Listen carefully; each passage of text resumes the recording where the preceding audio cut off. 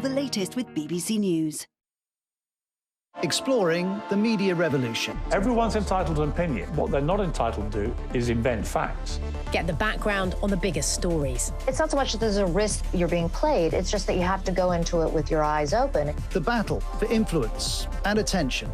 The moment you have rage and conflict, the algorithms go, we like this. And the companies shaping the future. Linear television will die over time. The Media Show. Watch on BBC iPlayer.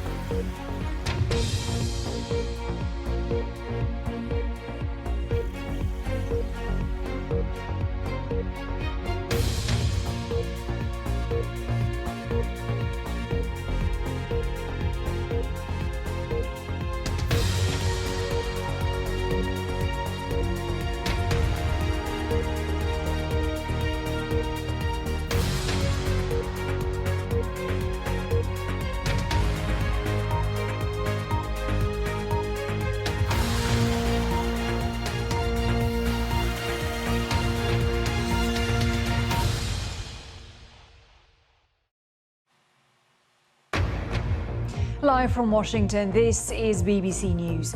World leaders descend on New York for the annual United Nations General Assembly, with several notable absences. Fresh warnings that a new and deadlier fourth wave of the fentanyl epidemic has hit the US. And the Antarctic sea ice has declined to its lowest winter level on record, according to satellite data.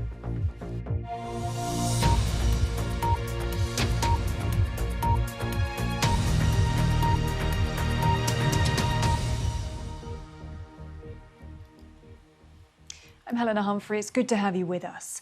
World leaders have started arriving in New York for the annual United Nations General Assembly, which kicks off on Monday. And this year's summit takes place against the backdrop of Russia's war in Ukraine and amid growing tensions between the United States and China.